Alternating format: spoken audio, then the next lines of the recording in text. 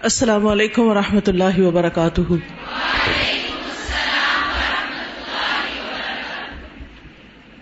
پڑھنے کے موڈ میں ہیں؟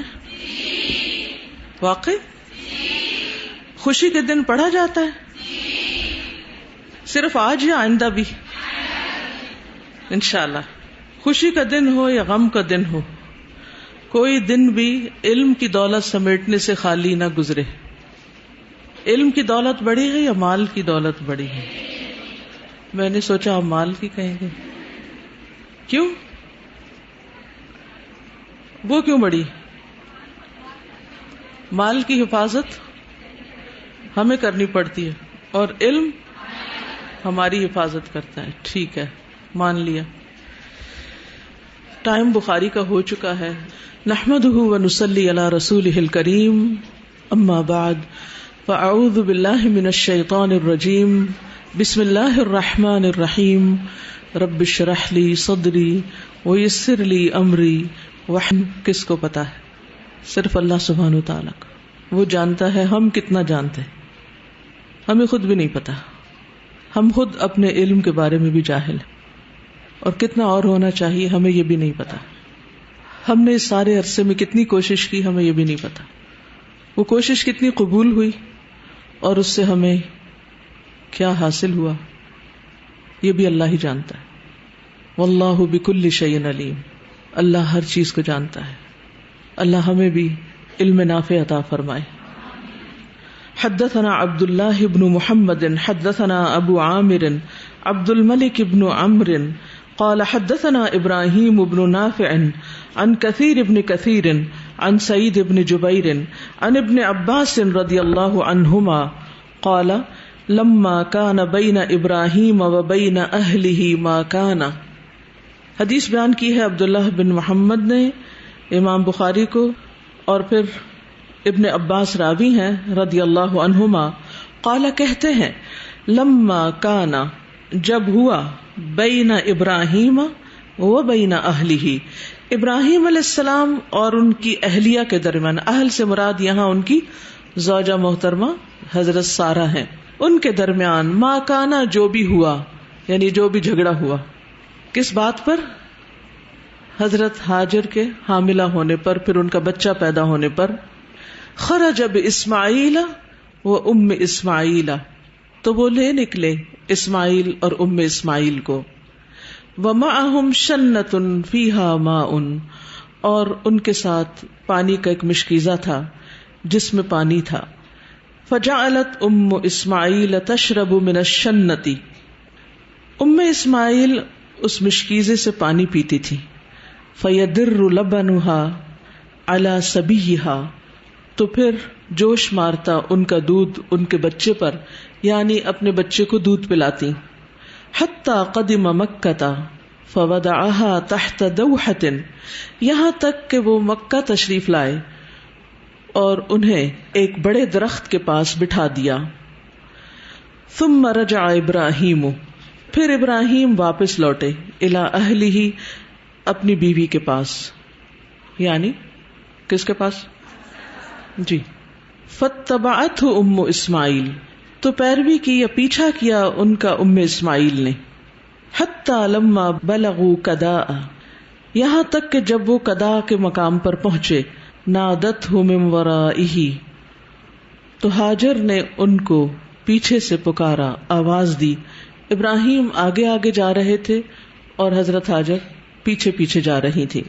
یا ابراہیم، اے ابراہیم، الی من تترکنا، آپ ہمیں کس کے پاس چھوڑ کے جا رہے ہیں؟ قال الی اللہ، بولے اللہ کے پاس۔ قالت، بولی، رضیت باللہ، میں اللہ کے رب ہونے پہ راضی ہو گئی، میں اللہ پر راضی ہوں۔ قال، بولے، فرجعت، تو وہ لوٹ آئیں حضرت ہاجر، فجعلت تشرب من الشنۃ، اور وہ اس مشکیزے کا پانی پیتی رہیں۔ ویدر لبنها علی صبیہا، اور اپنے بچے کو دودھ پلاتی رہیں۔ حتی لما فنی الماء، یہاں تک کہ جب پانی فنا ہو گیا یعنی ختم ہو گیا۔ قالت، تو کہنے لگی، کس کو؟ اپنے آپ کو ہی، دل میں ہی بولی، لو ذہبت، اگر میں جاؤں، چلوں. فنظرت پھر دیکھوں. لعلی احس احدا شاید کہ میں کسی انسان کو یا کسی کو پا سکوں، دیکھ سکوں، محسوس کر سکوں. فذهبت تو چل پڑی. فصعدت الصفا تو صفا پہاڑی پر چڑھ گئی. فنظرت پھر دیکھنے لگی. هل تحس احدا کیا کوئی ادھر ادھر کوئی ہے. فلم تحس احدا تو کسی ایک کو بھی وہاں نہ پایا. فلما بلغت الوادیہ پھر جب وہ وادی تک پہنچی یعنی پہاڑی سے اتر کر نیچے کو آ گئی ہموار میدان میں. سعت تو دوڑنے لگی. اتت المروہ دوڑتے ہوئے مروہ کی طرف آ گئی. ففعلت ذلك اشواطا تو انہوں نے کئی بار کئی چکر ایسے ہی کاٹے. شوط کی جمع ہوتی ہے اشواط، چکر لگانا. ثم قالت پھر کہنے لگی لو ذهبت اگر میں جاؤں. فنظرت ما فعل پھر دیکھوں کہ کیا ہے. تعنی الصبیہ یعنی بچے نے. اب مجھے جا کے دیکھنا چاہیے کہ بچہ کیا کر رہا ہے. فذهبت فنظرت تو چلی گئی دیکھنے لگی. فاذا هو على حاله تو وہ اپنے اسی حال پر تھا. آپ سوچئے کتنی دیر ان کو لگی ہوگی وہاں. کم از کم کتنے منٹ لگتے ہیں صحیح کے ساتھ چکر مکمل کرنے میں. مختلف لوگوں کو مختلف لگتے ہیں لیکن ایوریج 45 منٹ سے گھنٹہ تو لگ ہی جاتا ہے. كأنه ينشب گویا کہ وہ تڑپ رہا ہے یا موت کو پکار رہا ہے. کیا حالت ہوگی ان کی اور ماں کی دیکھ کر کیا حالت ہوگی. للموت موت کے لیے گویا کہ وہ موت کو پکار رہا ہے. فلم تقرها نفسها تو نہ ان کو قرار دیا ان کے نفس نے یعنی وہ بے چین رہی حضرت ہاجر ان سے صبر نہ ہوا. فقالت پھر کہنے لگی لو ذهبت فنظرت اگر میں جاؤں پھر دیکھوں. لعلی احس احدا شاید میں کسی ایک کو دیکھ لوں پا لوں. فذهبت فصعدت الصفا تو چلی گئی پھر صفا پہ چڑھی. فنظرت ونظرت پھر دیکھا اور دیکھا. فلم تحس احدا پھر کسی کو نہ پایا. حتی اتمت 7 یہاں تک کہ 7 پورے کر لیے. یہ جو پہلے 7 کا ذکر ہے نا یہ اجمالی ذکر ہے اور پھر اس کی تھوڑی تفصیل کر کے اس کو اینڈ کر رہے ہیں. فلم تحس احدا حتی اتمت 7 ثم قالت پھر کہنے لگی لو ذهبت فنظرت ما فعل اگر میں جاؤں دیکھوں کیا ہے بچے نے. فاذا هي بصوت تو اتنے میں ایک آواز سنائی دی. فقالت تو کہنے لگی اغث ان کان عندک خیر میری مدد کرو یا مدد کرو فریاد رسی کرو اگر ہے تمہارے پاس کوئی خیر. فاذا جبریل تو جب وہاں جبریل تھے. قالا کہنے لگے. فقالا تو پھر کہا. ابن عباس کہتے ہیں یہ 2 دفعہ قالا ہے نا تو ایک دفعہ راوی کا قالا ہے. قالا کہا یعنی ابن عباس نے. فقالا تو انہوں نے کہا بعقبہ اپنی ایڑی کے ساتھ ہاکذا اس طرح یعنی ایڑی مار کے انہوں نے دکھایا جب حدیث روایت کر رہے تھے. وغمز عقبہ اور اشارہ کیا اپنی ایڑی سے علی الارض زمین پر یعنی زمین پر ایڑی ماری مراد یہ ہے. قالا وہ کہتے ہیں ابن عباس فانبثق الماء تو پانی کا چشمہ پھوٹ نکلا. فدہشت تو ڈر گئی ام اسماعیل. فجعلت تحفر تو ام اسماعیل اسے کھودنے لگی. حفرہ کہتے ہیں نا گڑھے کو. کنتم علی شفا حفرۃ من النار. فجعلت تحفر تو اس گڑھے کو کھودنے لگی. قالا وہ کہتے ہیں فقال ابو القاسم صلی اللہ علیہ وسلم تو ابو القاسم یعنی رسول اللہ صلی اللہ علیہ وسلم نے فرمایا لو ترکتہ کان الماء ظاہرا اگر وہ اس کو چھوڑ دیتی تو پانی ظاہر ہوتا یعنی زمین کے اوپر رہتا. قالا وہ کہتے ہیں فجعلت تشرب من الماء تو وہ پانی پیتی رہی. ویدر لبنها علی صبیها اور اپنے بچے کو دودھ پلاتی رہی. قالا وہ کہتے ہیں فمر ناس من جرہم تو جرہم قبیلے کے کچھ لوگ گزرے. ببطن الوادی وادی کے نشیب میں. فاذا هم بطیر تو انہوں نے دیکھا کہ پرندہ ہے. کأنہم انکروا ذاک گویا کہ انہوں نے اس کو بڑا اجنبی سمجھا یعنی بڑی حیران کن بات سمجھی. انہیں یقین نہ آیا خلاف عادت معلوم ہوا. وقالوا اور وہ کہنے لگے ما یکون الطیر الا علی ما پرندہ پانی کے سوا کسی اور چیز پر نہیں ہو سکتا، یہاں کوئی پانی ہے. فبعثوا رسولہم، تو انہوں نے اپنا ایک ایلچی بھیجا. فنظر، تو اس نے دیکھا. فاذا ہم بالماء، تو وہ پانی پر تھا، یعنی وہاں پانی تھا.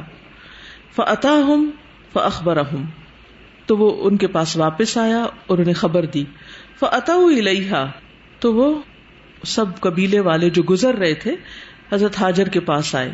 فقالو، تو کہنے لگے، یا ام اسماعیل، اے ام اسماعیل، اتأذنین لنا ان نکون معکی، کیا آپ ہمیں اجازت دیتی ہیں کہ ہم آپ کے ساتھ رہیں، آپ کے ساتھ ہو جائیں. او نسکن معکی، یا ہم آپ کے پاس سکونت پذیر یا رہائش پذیر ہو جائیں. فبلغ ابنہا، تو جوان ہو گیا ان کا بیٹا. فنکح فیہم امرأۃ، تو اس نے نکاح کر لیا انہی میں ایک عورت سے. قال، وہ کہتے ہیں، ثم انہ بدا لابراہیم فقال لأہلہ، پھر ابراہیم علیہ السلام کو ان کا خیال آیا، یعنی اسماعیل اور ام اسماعیل کا. فقال لأہلہ، تو اپنی بیوی یعنی حضرت سارہ سے کہنے لگے، انی مطلع ترکتی، میں اطلاع پانا چاہتا ہوں، دیکھنا چاہتا ہوں اپنے چھوڑے ہوں کو. ترکتی یعنی اپنے چھوڑے ہوئے، یعنی مراد تھا اسماعیل اور ام اسماعیل. قالا، وہ کہتے ہیں، فجاء، تو وہ آئے. فسلم، پھر سلام کیا. فقالا، پھر پوچھا، این اسماعیل، اسماعیل کہاں ہے؟ فقالت امرأتہ، تو ان کی بیوی کہنے لگی، ذهب یصید، شکار کرنے گئے ہیں. قالا، وہ کہتے ہیں، قولی لہ، کہنا اس سے، اذا جاء، جب وہ آ جائے، غیر عتبۃ بیتک، اپنے گھر کی دہلیز کو تبدیل کر لو. فلما جاء، پھر جب وہ آئے یعنی اسماعیل، اخبرتہ، تو انہوں نے ان کو خبر دی. قالا، وہ کہنے لگے، انت ذاک، یہ دہلیز تم ہو. فاذهبی الی اہلک، جاؤ اپنے گھر والوں کے پاس. قالا، وہ کہتے ہیں، ثم انہ بدا لابراہیم، یعنی ابن عباس کہتے ہیں، پھر ابراہیم علیہ السلام کو کچھ عرصے بعد خیال آیا. وقال لأہلہ، پھر اپنی بیوی سے کہا، انی مطلع ترکتی، میں اپنے چھوڑے ہوں کی اطلاع پانا چاہتا ہوں، یعنی میں اپنے بیوی بچے کی خبر لینا چاہتا ہوں. قالا، کہتے ہیں، فجاء، پھر وہ آئے. فقال، تو انہوں نے کہا، کس نے؟ ابراہیم علیہ السلام. این اسماعیل، اسماعیل کہاں ہے؟ فقالت امرأتہ، تو ان کی بیوی نے کہا، ذهب یصید، شکار کرنے گئے ہیں. فقالت، وہ کہنے لگی، الا تنزل فتطعم وتشرب، کہ آپ ہمارے پاس بیٹھیے، کھائیے، کچھ پیجیے، یعنی ان کی مہمان نوازی کرنے لگی. سوال کر رہی ہیں ویسے تو کہ کیا آپ ہمارے پاس اتریں گے نہیں، یعنی کیا آپ ہمارے مہمان نہیں بنیں گے کہ کچھ کھائیں پیئیں. فقالا، تو وہ کہتے ہیں، وما طعامکم، ابراہیم علیہ السلام پوچھتے ہیں کہ تمہارا کھانا کیا ہے. وما شرابکم، اور تم پیتے کیا ہو. قالت طعامنا اللحم وشرابنا الماء، وہ کہنے لگے ہمارا کھانا گوشت ہے اور ہمارا پانی، ہمارا پینا یا ہمارا ڈرنک جو ہے وہ پانی ہے. قال اللہم بارک لہم فی طعامہم وشرابہم، اے اللہ ان کے کھانے اور ان کے پینے میں برکت ڈال دے. قال، وہ کہتے ہیں، فقال ابو القاسم صلی اللہ علیہ وسلم، ابن عباس کہتے ہیں کہ ابو القاسم نے فرمایا، برکت بدعوت ابراہیم، یہ برکت ہے ابراہیم علیہ السلام کی اس دعا کی، یعنی جو انہوں نے اسماعیل اور ام اسماعیل کے لیے کی، ایک طرح سے یعنی اہل مکہ کے لیے کی بنیادی طور پر. قال، وہ کہتے ہیں، ثم انہ بدا ابراہیم، پھر تیسری مرتبہ ابراہیم علیہ السلام کو خیال آیا. فقال لأہلہ، اپنے بیوی سے کہا، انی مطلع ترکتی، میں اپنے بیوی بچے کی خبر لینا چاہتا ہوں. فجاء، تو وہ آ گئے. فوافق اسماعیل من وراء زمزم، تو پایا اسماعیل کو زمزم کے پیچھے سے، یعنی زمزم کے بیک سائڈ پر اسماعیل علیہ السلام کو وہاں دیکھا. یصلح نبلا لہو، جو اپنے تیر سیدھے کر رہے تھے، درست کر رہے تھے. فقال یا اسماعیل، بولے اے اسماعیل، ان ربک امرنی ان ابنی لہ بیتا، میرے رب نے مجھے حکم دیا ہے کہ میں اس کا گھر تعمیر کروں. قال اطع ربک، بولے اپنے رب کی اطاعت کرو. قال انه قد امرني ان تعينني عليه، کہ اللہ نے مجھے حکم دیا ہے کہ تم اس کام پر میری مدد کرو.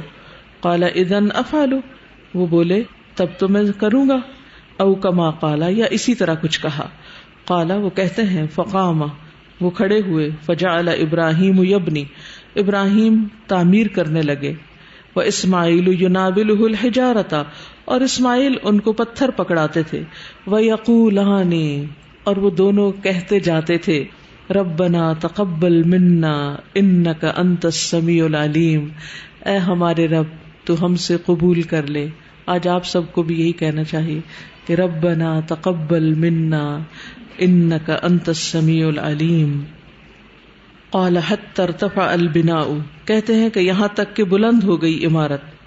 وضعف الشیخ عن نقل الحجارۃ، اور مشکل ہو گیا شیخ کے لیے یعنی بزرگ کے لیے پتھروں کو منتقل کرنا یعنی اوپر لگانا. فقام علی حجر المقام فجعل یناولہ الحجارۃ، تو پھر وہ مقام ابراہیم پر کھڑے ہوئے. فقام علی حجر المقام، حجر المقام مقام ابراہیم کے پتھر پر. فجعل یناولہ الحجارۃ، اور وہ انہیں پتھر پکڑاتے رہے. ویقولان، اور وہ دونوں کہتے رہے ربنا تقبل منا انک انت السمیع العلیم، اے ہمارے رب تو ہم سے قبول کر لے، بے شک تو خوب سننے والا خوب جاننے والا ہے. تو بہرحال یہ حدیث سے ایک دوسری طرح بھی روایت ہوئی ہے تھوڑے الفاظ کے اختلاف کے ساتھ، لیکن معنی وہی ہے. اور اس میں پھر غور کرنے کی بات ہے، بہت سے سبق ہیں ہم خواتین کے لیے کہ ان کا رول کیا ہوتا ہے اور کس طرح اللہ سبحانہ وتعالی مختلف لوگوں سے یا کچھ لوگوں سے اپنے دین کی خدمت کا کام لیتا ہے اور انہیں اس کے لیے چن لیتا ہے. ہم سب کو غور کرنا چاہیے کہ ان کے اندر کیا کوالٹیز تھی.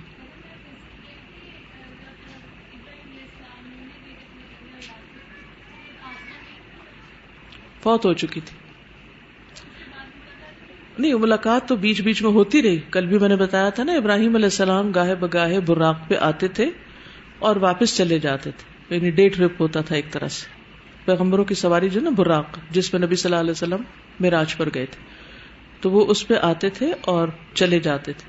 لیکن یہ جس دفعہ آئے ہیں، پچھلی حدیث سے پتہ چلتا ہے کہ حضرت ہاجر فوت ہو چکی تھی. یہاں ایک چیز جس کی طرف میری توجہ گئی ہے وہ یہ کہ آتے ہیں اور آتے ہی کام کی بات کرتے ہیں کہ میں اس مقصد کے لیے آیا ہوں.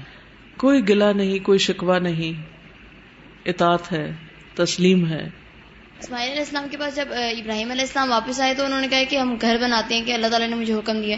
تو اسماعیل علیہ السلام نے ان کو یہ نہیں کہا کہ آتے ساتھ آپ نے مجھے کام پہ لگا دیا، پہلے تو آپ آئے نہیں اور آتے ساتھ آپ نے کہہ دیا کہ ایک دم. بالکل جیسا حکم ہے ویسے ہی کریں گے. اصل میں اسلام کا مطلب یہی ہے.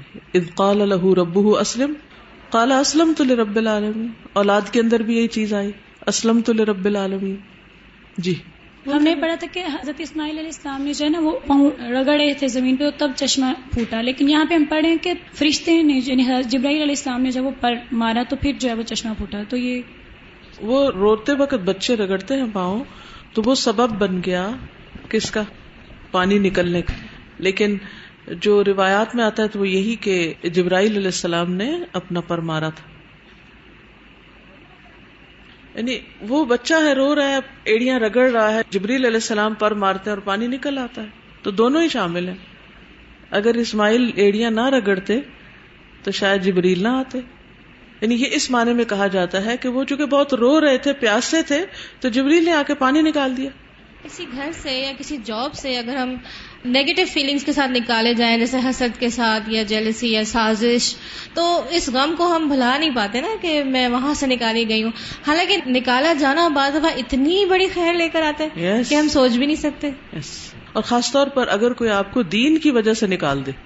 کئی دفعہ ایسا بھی ہوتا ہے نا کہ آپ کو آپ کی دین کی وجہ سے جاب میں پیچھے رکھا جاتا ہے، یا آپ کو وہ امپورٹنس نہیں ملتی کیونکہ آپ نے حجاب کیا ہوا ہے یا کچھ اور، یا آپ کا رشتہ ٹھکرا دیا جائے. مثلا کئی دفعہ ایسا بھی ہوتا ہے کہ حجاب والی یا اتنے حجاب والی نہیں چاہیے، اس قسم کی باتیں بھی لوگ کرتے ہیں. تو اب آپ سوچئے کہ اس وقت تو انسان کو بہت ہیوملیشن محسوس ہوتی ہے، بے عزتی محسوس ہوتی ہے. لیکن جب کوئی بچی اس وجہ سے روتی ہوئی میرے پاس آتی ہے تو میں اس کو ہمیشہ یہ کہتی ہوں کہ اللہ نے تمہیں بچا لیا ہے.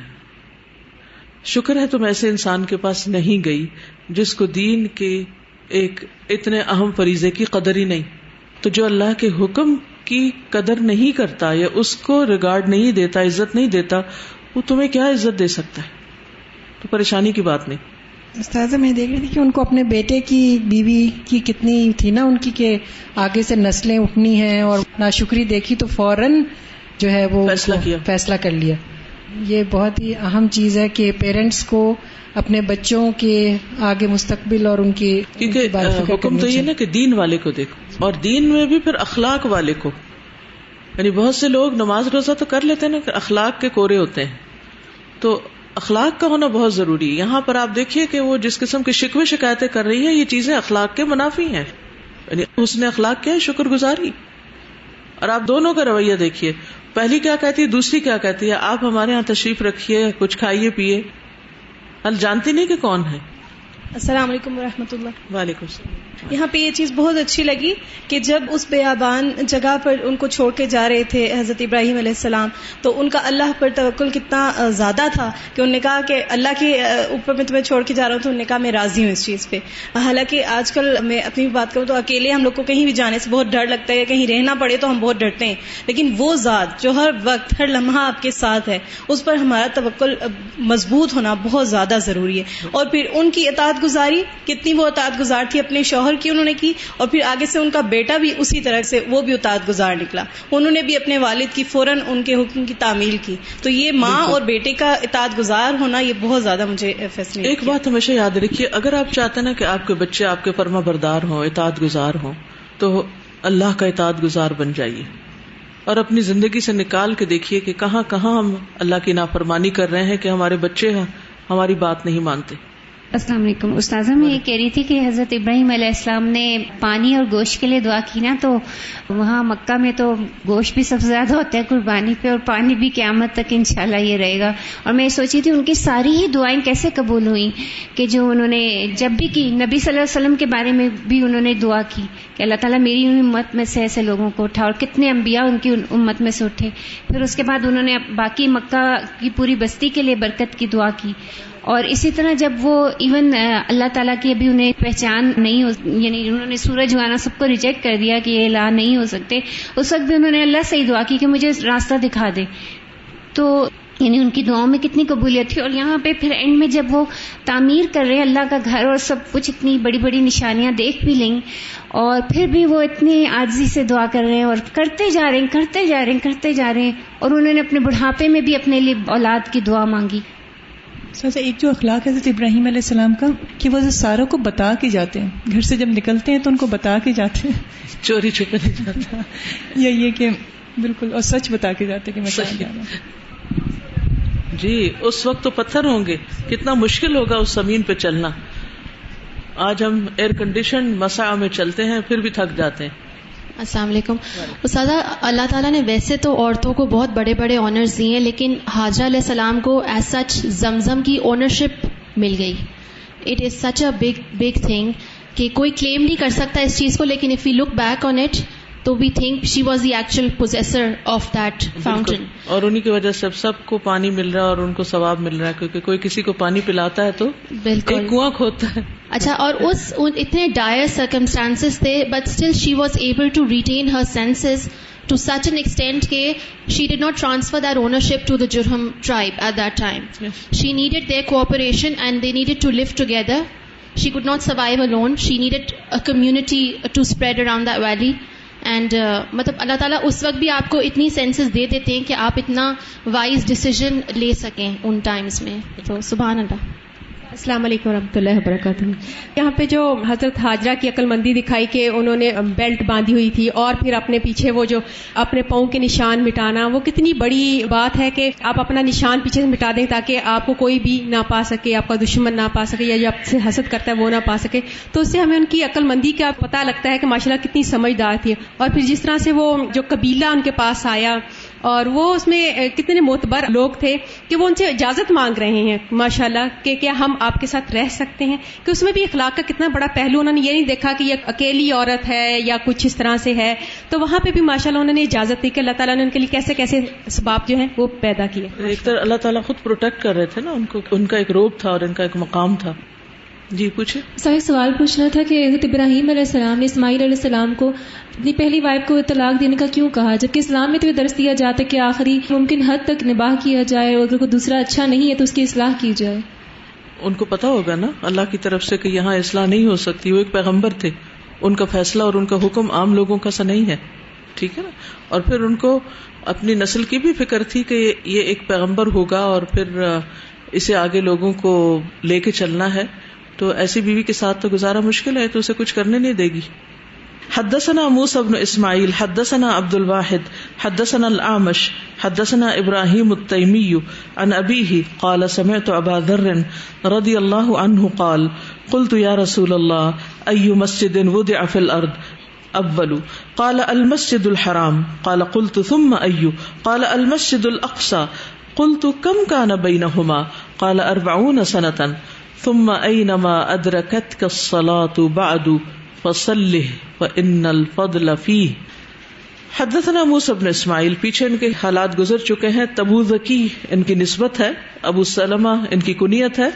حدیث 459 میں ان کے حالات ہم نے پڑھے تھے, اور صحابہ میں سے ابو ذر رضی اللہ عنہ ہیں. ابو ذر نبی صلی اللہ علیہ وسلم سے سوال کرتے ہیں, قلت یا رسول اللہ, میں نے کہا اے اللہ کے رسول صلی اللہ علیہ وسلم, ای مسجد, کون سی مسجد, وضع فی الارض, بنائی گئی زمین میں, اولو, سب سے پہلے, سب سے پہلی مسجد کون سی ہے زمین پر. قال المسجد الحرام, فرمایا مسجد حرام. قال قلت ثم ای, وہ کہتے ہیں میں نے پوچھا پھر کون سی. قال المسجد الاقصى, مسجد اقصی. قلت کم کان بینہما, میں نے کہا کہ ان دونوں کے درمیان کتنا فرق ہے. قال 40 سنة, فرمایا 40 سال, یعنی 40 سال بعد مسجد اقصی کی تعمیر ہوئی. ثم اینما ادرکتک الصلاۃ بعد فصلہ, پھر اس کے بعد جہاں کہیں بھی تمہیں نماز پا لے, یعنی نماز کا وقت آ جائے تو نماز پڑھ لو. فإن الفضل فیہ, کیونکہ فضیلت اس میں ہے, یعنی اصل بات ہے نماز پڑھنا, نماز پڑھنے میں فضیلت ہے, جہاں بھی موقع ملے نماز پڑھ لو. اب آپ دیکھیے کہ ہم جانتے ہیں کہ کعبہ کو یا مسجد حرام کو حضرت ابراہیم نے بنایا, اور مسجد اقصی کو کس نے تعمیر کیا تھا, حضرت سلیمان علیہ السلام نے. تو تاریخی طور پر تو ان دونوں کے درمیان بہت سالوں کا فاصلہ ہے, بلکہ صدیوں کا بھی کہہ لیں. تو یہ کیسے ممکن ہوا؟ تو اس سے پتہ یہ چلتا ہے کہ ابراہیم علیہ السلام سے پہلے بھی کعبہ کی تعمیر کی گئی تھی. شروع میں آدم علیہ السلام نے تعمیر کی, اور پھر اس کے بعد ہو سکتا ہے کہ مسجد اقصی کی تعمیر 40 سال بعد, ابتدائی تعمیر جو ہے وہ ان کے بچوں میں سے کسی نے کر دی ہو, اور دوبارہ جس طرح کعبہ کی تعمیر ہوئی ابراہیم علیہ السلام کے ہاتھوں, اسی طرح مسجد اقصی کی پھر پراپر تعمیر ہوئی سلیمان علیہ السلام کے ہاتھوں. مسجد حرام اور مسجد اقصی دونوں ہی بہت مبارک مسجدیں ہیں, ان میں نماز پڑھنے کا بہت بڑا اجر ہے. جابر بن عبداللہ کہتے ہیں کہ رسول اللہ صلی اللہ علیہ وسلم نے فرمایا, میری اس مسجد میں یعنی مسجد نبوی میں دیگر مساجد کے مقابلے میں نماز پڑھنے کا ثواب 1000 نمازوں سے افضل ہے, سوائے مسجد حرام کے کہ مسجد حرام میں ایک نماز کا ثواب 1,00,000 نمازوں کے برابر ہے, یہ 1,00,000 نمازوں سے افضل ہے. مسجد اقصی میں نماز پڑھنے کا اجر کتنا ہے؟ عبداللہ ابن عمر رضی اللہ عنہ سے روایت ہے, سنن ابن ماجہ کی روایت, نبی صلی اللہ علیہ وسلم نے فرمایا, جب سلیمان بن داؤد علیہ السلام بیت المقدس کی تعمیر سے فارغ ہوئے تو انہوں نے اللہ سے 3 چیزیں مانگی. نمبر 1, ایسا فیصلہ جو اللہ کے فیصلے کے مطابق ہو. ففہمناها لسلیمان, ابراہیم علیہ السلام بھی دعا مانگتے نا, رب ہب لی حکما. صحیح فیصلوں کی زندگی میں بہت بڑی اہمیت ہوتی ہے, اور اس کے لیے بھی اللہ سبحانہ وتعالیٰ کی طرف سے حکمت ملے تو, تائید ہو اور سمجھ ہو تو انسان صحیح فیصلے کر سکتا. بعض اوقات انسان صرف جذبات میں آ کر, صرف ظاہری چیزوں کو دیکھ کر کچھ فیصلے کر لیتا ہے, کوئی کام کرنے کے یا نہ کرنے کے, اور اس کے بعد ساری زندگی ان فیصلوں پر پچھتاتا رہتا ہے. خاص طور پر وہ بچے جو جذبات میں آ کے محبت کی شادیاں کر لیتے ہیں، پھر اس کے بعد کیا انجام ہوتا ہے، کیا کرتے ہیں، اور ماں باپ کو اس میں شریک ہی نہیں کرتے، بلکہ کسی کا مشورہ قبول کرنے کو تیار ہی نہیں ہوتے. لوگ لاکھ سمجھائیں لیکن ان کو کچھ سمجھ نہیں آتی، عقل کام ہی نہیں کرتی. لیکن بعد میں پھر کچھ ہی عرصے کے بعد جب دل بھر جاتا ہے اور حقائق سامنے آنے لگتے ہیں تو ہر چیز بری لگتی اور پھر اپنے فیصلے پر لوگ پچھتاتے ہیں. لیکن اس وقت کیا ہو سکتا ہے؟ تو اللہ تعالیٰ سے صحیح فیصلوں کی توفیق مانگنی چاہیے. رب ہب لی حکما والحقنی بالصالحین، کیونکہ صالحین جو ہوتے ہیں وہ آپ کو اچھے فیصلے کرنے پر مدد دیتے ہیں. دوسری چیز جو انہوں نے مانگی، ایسی بادشاہت جو ان کے بعد کسی کے شایع نہ ہو.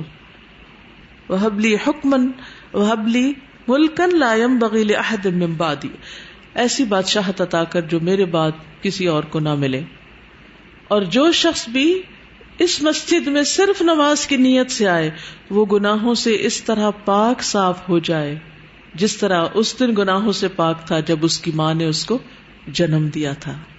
یعنی قیامت تک اس مسجد میں نماز پڑھنے والوں کے لیے انہوں نے دعا کر دی. تو اس سے یہ پتہ چلتا ہے کہ جو وہاں نماز پڑھے اس کے گناہ معاف ہو جاتے ہیں. شرط یہ ہے کہ نماز کے لیے جائے، تاریخی مقام سمجھ کر، فوٹوگرافی کے لیے نہیں. نبی صلی اللہ علیہ وسلم نے فرمایا 2 چیزیں تو انہیں مل چکی اور مجھے تیسری کے ملنے کی بھی امید ہے. یعنی 2 دعائیں تو قبول ہو گئی تھی ان کی. کون کون سی؟ اچھے فیصلے، صحیح فیصلے اور بے مثال بادشاہت. اور تیسری جو مانگی مجھے امید ہے کہ وہ بھی قبول ہوگی. مسجد اقصیٰ کے پاس رہنے کی بھی فضیلت ہے.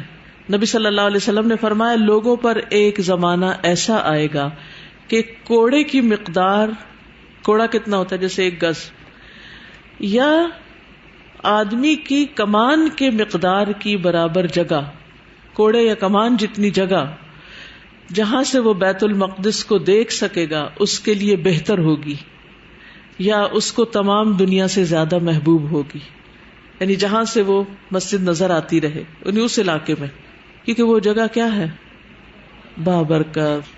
سبحان الذی اسری بعبدہ لیلا من المسجد الحرام الی المسجد الاقصی الذی بارکنا حولہ.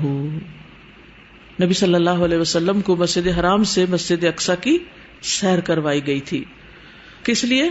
لنریہ من آیاتنا انہ هو السمیع البصیر، تاکہ ہم اس کو اپنی کچھ نشانیاں دکھائیں، بے شک وہ سننے والا جاننے والا ہے.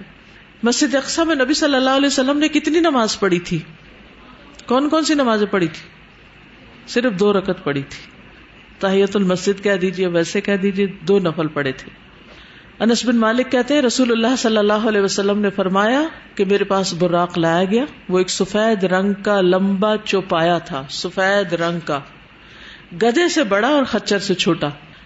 اپنا سم وہاں رکھتا تھا جہاں اس کی نظر کی آخری حد ہوتی تھی، یعنی ایک پاؤں اٹھا کے دوسرا وہاں رکھتا تھا جہاں آخری جگہ وہ دیکھ سکتا تھا. فرمایا میں اس پر سوار ہوگا حتیٰ کہ بیت المقدس آیا. فرمایا میں نے اس کو اسی حلقے یا کنڈے سے باندھ دیا جس کے ساتھ انبیاء علیہ السلام اپنی سواریاں باندھتے تھے. فرمایا پھر میں مسجد میں داخل ہوا اور اس میں 2 رکعتیں پڑھی. پھر وہاں سے نکلا تو جبریل میرے پاس آئے، ایک برتن، ایک پیالہ شراب اور ایک پیالہ دودھ لے کر آئے. میں نے دودھ کا انتخاب کیا تو جبریل علیہ السلام نے کیا کہا؟ آپ نے فطرت کو اختیار کیا ہے. خاص طور پر مسجد حرام اور مسجد اقصیٰ کے لیے سفر کی اجازت ہے.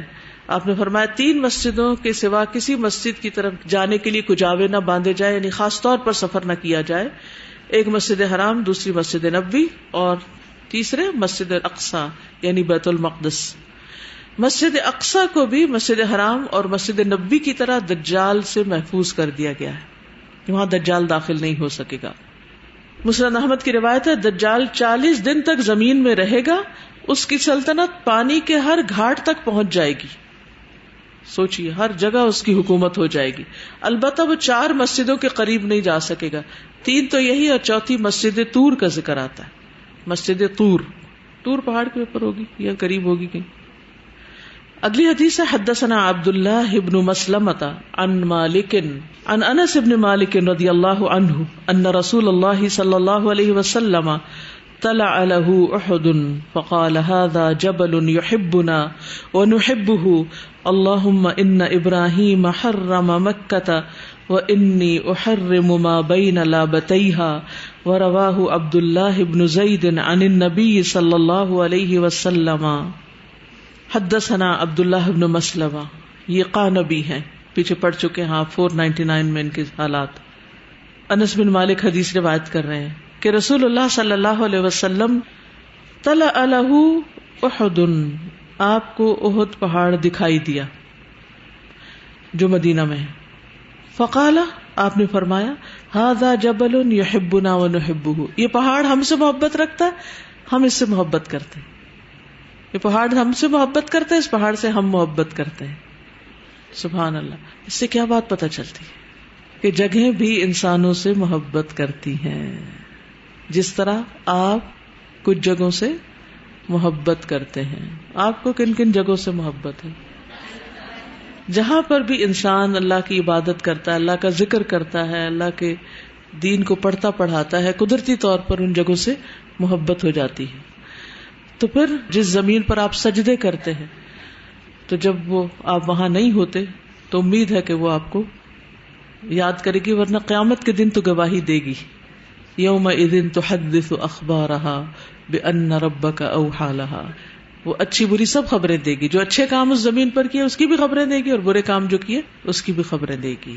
وہ جو کھجور کے درخت کا تنا تھا، وہ بھی نبی صلی اللہ علیہ وسلم سے کتنی محبت کرتا تھا. جانور بھی آپ سے محبت کرتے تھے. دیکھیے، جب آپ اللہ سے محبت کرتے ہیں تو پھر کیا ہوتا ہے؟ اللہ تعالیٰ جبریل کو بلاتے ہیں کہ میں فلاں سے محبت کرتا ہوں، تم بھی محبت کر. پھر وہ حملۃ العرش میں اعلان کرتے ہیں، آسمان والوں میں اعلان کرتے ہیں، پھر وہ محبت کرنے لگتے ہیں.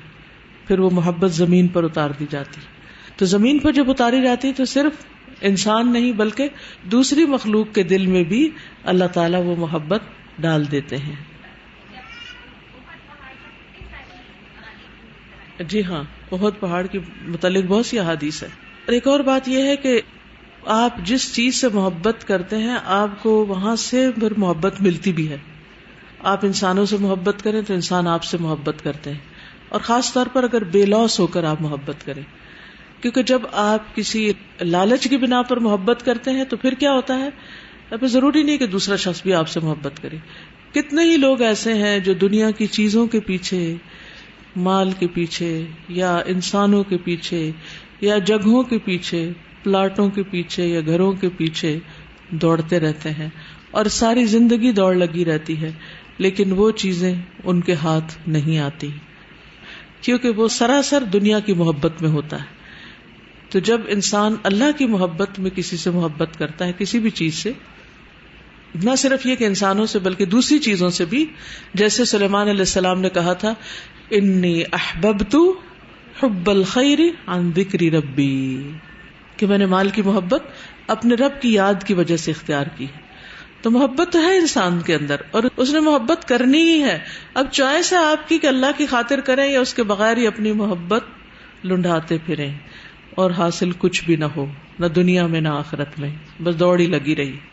تو جس چیز سے بھی آپ کی محبت، حتیٰ کہ اپنی اولاد سے بھی، اپنے گھر بار سے بھی، جس بھی چیز کی، کہ بہت سی چیزوں کی محبت انسان کے دل میں ہوتی، تو بس ان ساری محبتوں کو اللہ کی خاطر کر لیں کہ ان ساری چیزوں سے مجھے فائدہ حاصل کرنا ہے اللہ کی راہ میں دوڑنے کے لیے، یا ان ساری چیزوں کو اس راہ میں استعمال کرنا ہے کہ مجھے اللہ کی محبت مزید ملے. تو ان سب چیزوں سے آپ کی اللہ کی محبت میں اضافہ ہونا چاہیے. ہم جب مدینہ جاتے ہیں اور جبل احد کو دیکھتے ہیں تو ہمیں بھی بہت اچھا لگتا ہے، ایسے دل خوش ہوتا رہتا ہے، دیکھ دیکھ کے دل نہیں بھرتا، کیونکہ نبی صلی اللہ علیہ وسلم اس پہاڑ سے محبت کرتے تھے. تو نبی صلی اللہ علیہ وسلم کو جو چیزیں محبوب تھیں وہ ہمیں بھی محبوب ہونی چاہیے. جن سے آپ محبت کرتے تھے ان سے ہمیں بھی محبت کرنی چاہیے، کیونکہ سچی محبت کا یہی تقاضا ہے. اہل بیت سے محبت، صحابہ کرام سے محبت، مسجد نبوی سے، مدینہ سے، مکہ سے، مسجدوں سے، ان سب چیزوں سے محبت کیوں ہے؟ اللہ سے محبت کی وجہ سے. اور یہ چیزیں ہمیں اللہ کی محبت کے قریب کرتی ہیں اس لیے. ورنہ اس کے بغیر جو محبت کی جاتی ہے وہ ایک طرح سے پرستش ہو جاتی ہے. وہ محبت نہیں، کیا پرستش، اور وہ پرستش انسان کو پھر شرک کی طرف لے جاتی. جو محبت اللہ کی نافرمانی میں ہو، خاص طور پر جیسے قوم نوح نے کیا تھا، انہوں نے تصویریں بنا لی اس محبت کی وجہ سے ان بزرگوں کی جن کو دیکھ کے اللہ یاد آتا تھا، اور اگلی جنریشن کو بھول گیا کہ یہ کس مقصد کے لیے بنی تھی، اور انہوں نے انہی کو پوجنا شروع کر دیا، اور اس طرح شرک پھیل گیا دنیا میں. تو اللہ کی نافرمانی میں کوئی خیر نہیں. اللہم ان ابراہیم حرم مکہ، نبی صلی اللہ علیہ وسلم فرمایا کہ اے اللہ، ابراہیم علیہ السلام نے مکہ کو حرام کیا. وَإِنِّي أُحَرِّمُ مَا بَيْنَ لَابَتَيْهَا، اور بے شک میں حرام کرتا ہوں جو اس کے دو پتھریلے کناروں کے درمیان ہے، یعنی مدینہ کے دونوں پتھریلے کناروں کے اندر اس کی جو زمین ہے اس کو میں حرم قرار دیتا ہوں. اگر آپ مدینہ جائیں نا تو جگہ جگہ آپ کو نشان ملیں گے جہاں حرم کی حدود شروع ہوتی ہیں. وَرَوَاهُ عبد اللہ بن زید عن النبی صلی اللہ علیہ وسلم، عبداللہ بن زید نے اس حدیث کو نبی صلی اللہ علیہ وسلم سے روایت کیا ہے. اس سے یہ بھی پتہ چلتا ہے کہ جتنی اللہ نے اور مخلوق پیدا کی ہے ان کے اندر بھی ایک درجے کا شعور رکھا ہے، ایک سینس رکھی ہے، اسی لیے وہ تسبیح بھی کرتی ہیں. کسی کے اندر زیادہ، کسی کے اندر کم ہے، لیکن ہے، اور وہ محسوس بھی کرتی ہیں. واقعی جو جاندار ہوتے ہیں وہ محسوس کرتے ہیں. جس طرح میری مچھلیاں تو جب میں ان کے ٹینک کے پاس جاتی ہوں تو اچھل اچھل کے اوپر آتی بولتی ہیں، اور جب سے مجھے پتا لگا کہ یہ بھی دعا کرتی ہے تو مجھے بھی ان سے محبت ہوگی اور وہ مجھے بہت پیاری ہوگی اسی وجہ سے. الحمدللہ. حدثنا عبد اللہ بن یوسف اخبرنا مالک عن ابن شہاب عن سالم بن عبد اللہ ان ابن ابی بکر اخبر عبد اللہ بن عمر عن عائشہ رضی اللہ عنہم زوج النبی صلی اللہ علیہ وسلم ان رسول اللہ صلی اللہ علیہ وسلم قال الم ترى ان قومك لما بنوا الكعبة اقتصروا عن قواعد ابراہیم فقلت يا رسول الله الا تردها على قواعد ابراہیم فقال لولا حدثان قومك بالكفر. فقال عبد الله بن عمر لئن كانت عائشة سمعت هذا من رسول الله صلى الله عليه وسلم ما أرى أن رسول الله صلى الله عليه وسلم ترك استلام الركنين اللذين يليان الحجر إلا أن البيت لم يتمم على قواعد إبراهيم. وقال إسماعيل عبد الله بن أبي بكر. حدیث عبداللہ بن یوسف نے بیان کی ہے. عبداللہ بن یوسف الکلاعی ہیں، ان کا بھی ذکر پیچھے حدیث نمبر 454 میں گزر چکا ہے. اور پھر وہ کہتے ہیں کہ ہمیں امام مالک نے خبر دی، انہوں نے ابن شہاب زہری سے، انہوں نے سالم بن عبداللہ سے، کہ عبداللہ بن ابی بکر نے عبداللہ بن عمر کو حضرت عائشہ سے سن کر یہ خبر دی کہ حضرت صلی اللہ علیہ وسلم نے حضرت عائشہ سے فرمایا کیا تجھے معلوم نہیں تیری قوم قریش نے جب کعبہ کو بنایا تو حضرت ابراہیم کی بنیادوں سے چھوٹا کر دیا ہے. الم ترى، کیا تم نہیں دیکھتی، ان قومکی، کہ تمہاری قوم نے، لما بنوا الکعبۃ، جب انہوں نے کعبہ کی تعمیر کی، اقتصروا، تو کمی کر دی، عن قواعد ابراہیم، ابراہیم علیہ السلام کی بنیادوں سے چھوٹا کر دیا. کیوں کیا تھا ایسے، کچھ یاد ہے؟ ریسورسز کم ہو گئے تھے کیونکہ صرف حلال مال جائز چیزیں لگانا چاہ رہے تھے اس میں. فقلت، تو میں نے کہا، یا رسول اللہ، اے اللہ کے رسول صلی اللہ علیہ وسلم، الا تردها علی قواعد ابراہیم، کیا آپ ابراہیم علیہ السلام کی بنیادوں پر اس کو دوبارہ نہیں واپس بنا دیتے، پھیر دیتے، لوٹا دیتے؟ فقالا، تو آپ نے فرمایا، لولا حدثان قومک بالکفر، اگر نہ ہوتا تازہ ہونا تیری قوم کا کفر سے، یعنی کفر کا زمانہ قریب ہی ہے. یوں سمجھے کہ ابھی یہ نئے نئے مسلمان ہوئے ہیں، ابھی ان کے اندر اتنا ایمان نہیں کہ اس چیز کو دیکھ کے برداشت کر سکے. بڑی ہی خوبصورت بات ہے یہ نبی صلی اللہ علیہ وسلم. کعبہ کو ابراہیم علیہ السلام کی بنیادوں پر تعمیر کرنا کوئی معمولی چیز نہیں تھی، بہت بڑی بات تھی، کیونکہ ابراہیم علیہ السلام نے اللہ سبحانہ وتعالیٰ کے حکم کے مطابق وہ گھر بنایا تھا. لیکن نبی صلی اللہ علیہ وسلم نے اس چیز کو چھیڑا نہیں. کیوں؟ کیونکہ فتنے کا اندیشہ تھا. کفار قریش کو اور دیگر لوگوں کو جو اسلام دشمن تھے پہلے ہی بہت ساری شکایتیں تھی کہ آپ نے آ کے سارا کلچر تبدیل کر دیا ہے، لوگوں کی تھنکنگ تبدیل کر دی ہے، ان کے رشتوں میں پھوٹ ڈال دی ہے، وغیرہ وغیرہ بہت سی باتیں. نہ صرف یہ کہ مشرکین مکہ کو، یہود کو، نصارہ کو، سب کو کچھ نہ کچھ مسئلے تھے. اب ایسے موقع پر زیادہ اہم کام کیا تھا کہ لوگوں کی ذہن سازی کی جائے، پہلے ان کی ذہنی تیاری کی جائے، ان کو دین کے بارے میں بتایا جائے، ان کو دین میں پختہ ہونے کی مدد دی جائے، نہ کہ اس وقت کعبہ کو گرا کے ایک نئی عمارت بنانے پر اپنا وقت اور سرمایہ لگا دیا جائے. یہ پرائرٹائز کرنا نا کہ زیادہ امپورٹنٹ کیا ہے، زیادہ اہم کیا ہے. اب یہ جو بات ہے نا، لولا حدثان قومک بالکفر، حدثان حدث کہتے ہیں نا جدید ہونے کو، حدیث جدید کے معنوں میں بات ہے، یعنی تمہاری قوم ابھی تو اسلام میں پیدا ہی ہوئی ہے، ابھی وہ یہ چیز برداشت نہیں کر سکتے، ابھی ان کے لیے ایکسیپٹیبل نہیں. اچھا ہمارا حال کیا ہوتا ہے، ہم جمعہ 8 دن ابھی دین میں آتے ہیں اور لوگ ہم سے بڑی بڑی توقعات رکھ لیتے ہیں اور یہ چاہتے ہیں کہ ہم سے کسی قسم کی کوئی غلطی نہ ہو، ہم کہیں کوئی کوتاہی نہ کریں، اور یہ نہیں سوچتے کہ ابھی تو ہم خود بھی سنبھل رہے ہیں، اپنی عادتوں کو پختہ کر رہے ہیں، ابھی تو ہمیں بھی مضبوط درخت بننے میں وقت لگے گا. تو آپ کی جو ایکسپیکٹیشنز ہیں یہ ان ریئلسٹک ہیں، غیر حقیقی ہیں، ایسا نہیں ہو سکتا. تو یاد رکھیے کہ نہ صرف اپنے بارے میں بلکہ دوسروں کے بارے میں بھی صبر سے کام لیجئے، حکمت سے کام لیجئے. کس کو کیا بتانا ہے اور پہلے کیا بتانا ہے اس کی طرف توجہ کیجئے، نہ کہ وہ مسائل جن میں اختلاف ہو. کسی کا میں نے واقعہ سنا تھا کہ کچھ عرصہ پہلے کچھ جاپنیز مسلمان ہوئے تھے، اور جب انہوں نے اسلام اپنا ظاہر کیا تو ان کی ملاقات کسی فقہی مذہب کے کچھ لوگوں سے ہوئی. تو انہوں نے کہا کہ اگر آپ صحیح مسلمان بننا چاہتے ہیں تو آپ حنفی بنے، دوسروں نے کہا آپ شافعی بنے، تیسروں نے کہا آپ حنبلی بنے، کسی نے کچھ کہا، کسی نے. وہ سخت پریشان ہوئے کہ ہم تو مسلمان ہیں، ہم کیا بنے اور کیا نہ بنے. بہرحال بجائے اس کے کہ وہ فیڈ اپ ہوتے اور اپنی جستجو چھوڑ دیتے، انہوں نے ایک خط لکھا حرم کے امام کو یا حرم کے لوگوں کو اور کہا کہ آپ ہماری صحیح معنوں میں رہنمائی کریں کہ ہم کس کو فالو کریں اور کس کو نہ کریں، کیا کریں اور کیا نہ کریں. تو بہرحال انہوں نے ان کی پھر رہنمائی کی کہ کرنا کیا چاہیے. لیکن افسوس یہ ہے کہ ایک شخص مسلمان ہی ہوتا ہے تو ہر شخص اس کو بڑے بڑے حکم سنانے لگتا ہے. مثلا سب سے پہلا حکم کیا سناتے ہیں، اب تمہارا شوہر بیوی کا رشتہ ختم، تم اس پر حرام، تم گھر نہیں جانا. یعنی اتنا موقع بھی نہیں دیتے کہ وہ جا کے اسلام کی تبلیغ تو کرے. یا اسی طرح کچھ اور ایسے ایشو شروع کر دیتے ہیں، ایسی ایسی باتیں بتانے لگتے ہیں کہ لوگ اسلام کو ہی خیر بات کہہ دیتے ہیں، یا جو لوگ نئے نئے دین میں آتے ہیں وہ بھاگ نکلتے ہیں. تو لوگوں کے ساتھ صبر و تحمل سے کام لیں، ان کو وقت دیں، انہیں سوچنے دیں، انہیں بار بار غلطی کرنے دیں. ہم نے بھی بہت غلطیاں کی اور اب تک کر رہے ہیں.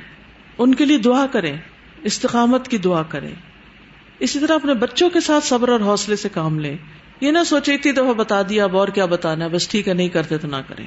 فقال عبداللہ ابن عمر، تو عبداللہ بن عمر نے کہا کہ لئن كانت عائشة سمعت هذا من رسول اللہ صلی اللہ علیہ وسلم، اگر حضرت عائشہ نے یہ حدیث رسول اللہ صلی اللہ علیہ وسلم سے سنی ہے تو ما ارى ان رسول اللہ صلی اللہ علیہ وسلم ترک استلام الرکنین، تو میں یہ دیکھتا ہوں کہ اسی وجہ سے نبی صلی اللہ علیہ وسلم دونوں کونوں کو بوسہ نہیں دیتے.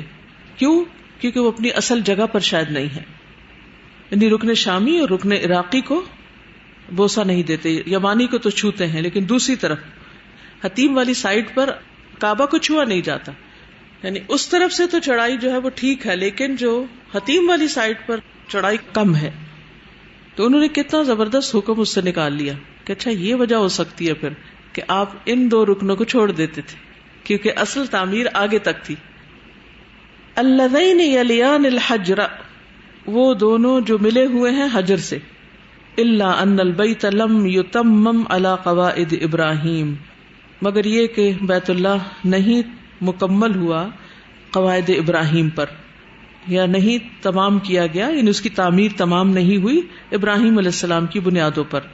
وقال اسماعیل، اور اسماعیل کہتے ہیں عبداللہ ابن ابی بکر، کہ اس حدیث میں عبداللہ بن محمد بن ابی بکر نے کہا سبحانک اللہم و بحمدک اشہد ان لا الہ الا انت استغفرک و اتوب الیک. اور بخاری یہیں بند نہ ہو جائے, ٹھیک ہے.